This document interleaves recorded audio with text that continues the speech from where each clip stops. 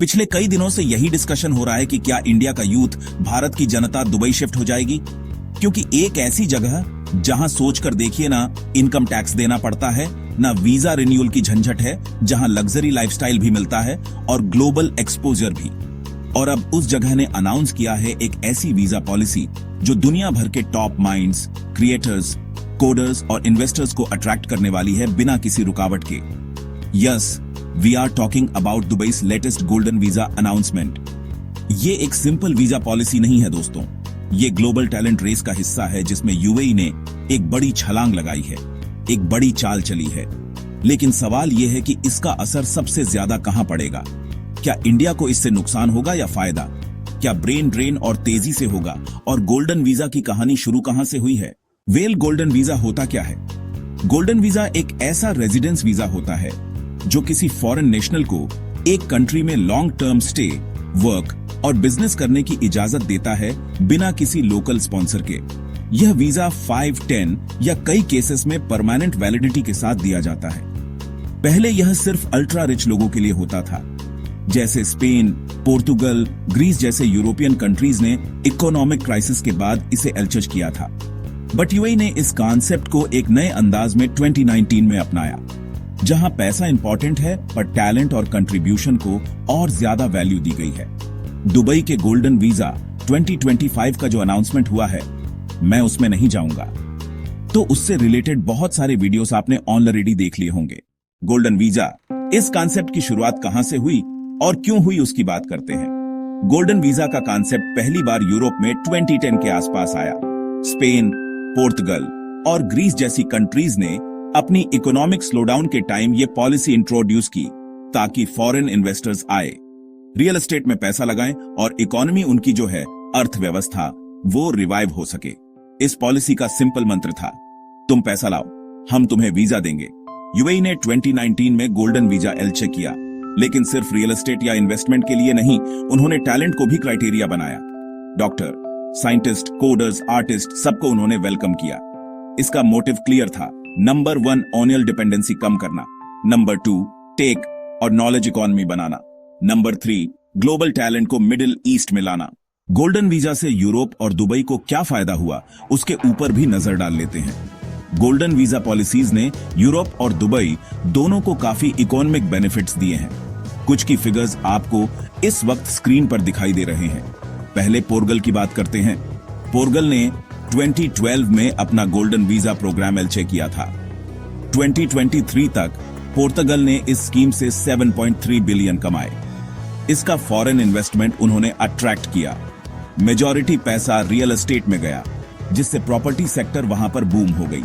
Second, Spain की बात करते हैं। स्पेन के गोल्डन वीजा प्रोग्राम ने 2013 के बाद से 4.5 बिलियन यूएसडी से ज्यादा का फॉरेन इन्वेस्टमेंट जनरेट किया, मेजरली इन रियल एस्टेट और अर्बन रीडेवलपमेंट प्रोजेक्ट्स में।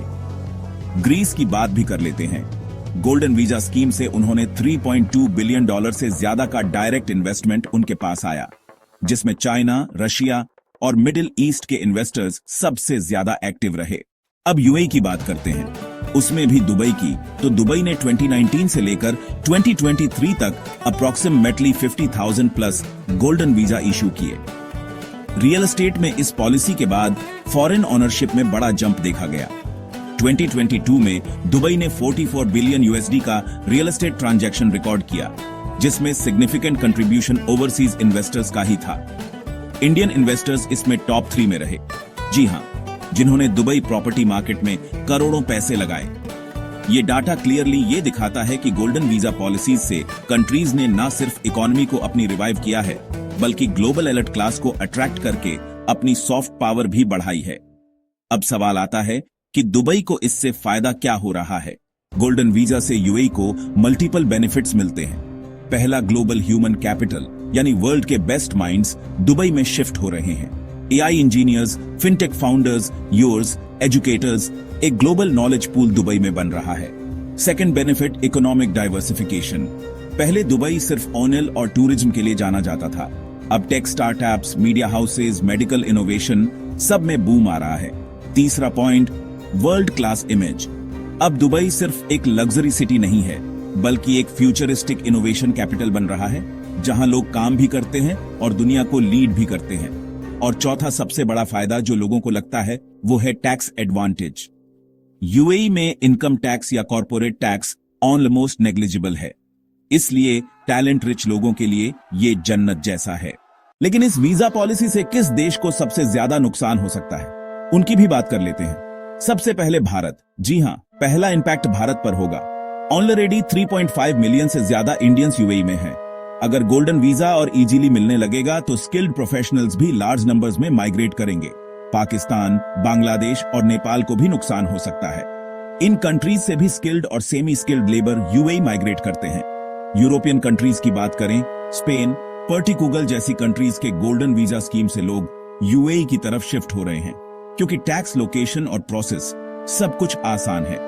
चौथा पॉइंट, यूएस और कनाडा की भी बात करें तो some professional specially from tech world अब यूएस कनाडा की जगह दुबई को प्रेफर कर रहे हैं, क्योंकि लोकेशन इंडिया के करीब है और बिजनेस करना आसान है। इस वीजा पॉलिसी का भारत पे क्या असर पड़ेगा, उसको अगर डिटेल में समझने की कोशिश करें तो जैसा कि मैंने बताया 3.5 मिलियन इंडियंस यूएई में है। उससे ज्यादा ही ये यूएई की टोटल पॉपुलेशन का 30-35% है। रेमिटेंसेस की बात करें तो इंडिया में हर साल यूएई से बिलियंस ऑफ डॉलर्स रेमिटेंस के रूप में आते हैं। 2022 में लगभग $17 बिलियन भारत आया यूएई से। भारत का कंट्रीब्यूशन क्या है? Health care, IT, construction, education, retail, hospitality, almost her sector में इंडियन प्रोफेशनल्स का वहां पर बड़ा रोल है। यानी दुबई को खड़ा करने में बड़ा रोल है भारत का। बाकी ब्रेन ड्रेन अलर्ट भी है, यानी अब सिर्फ ब्लू कॉलर वर्कर्स नहीं बल्कि top doctors, AI engineers, startup founders भी दुबई शिफ्ट हो रहे हैं और गोल्डन वीजा से यह ट्रेंड और तेज होगा।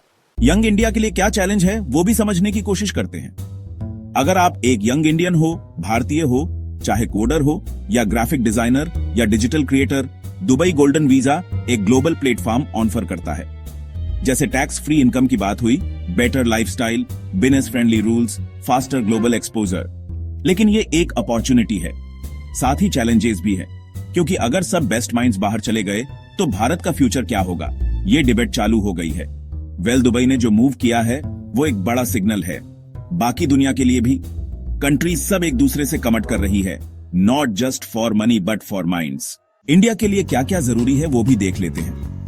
अपने यूथ को रोकने के लिए हमें बेटर करियर अपॉर्चुनिटीज क्रिएट करने होंगे, जल्दी वो भी। बाकी इनोवेशन और रिसर्च में फंडिंग बहुत ज्यादा बढ़ाना होगा। साथ ही बेटर वर्क कल्चर और ग्लोबल एक्सपोजर इंडिया में कैसे मिले, ज्यादातर लोगों को इस पे भी ध्यान देना होगा। यानी जाने से पहले फिर से दुबई का गोल्डन वीजा एक गोल्डन ट्रैप है या गोल्डन चांस, ये डिपेंड करता है कि इसे कौन कैसे यूज करता है। UAE smartly global talent capture कर रहा है और इंडिया जैसे डेवलपिंग नेशन से लोग अट्रैक्ट कर रहा है। सवाल ये है कि क्या हम अपनी यूथ को रोकने के लिए कुछ कर रहे हैं? आपको क्या लगता है, क्या आप दुबई जाने का सोचोगे? अगर आपको मौका मिल जाए और वीजा मिल जाए तो या आप इंडिया में ही कुछ बड़ा करना चाहोगे?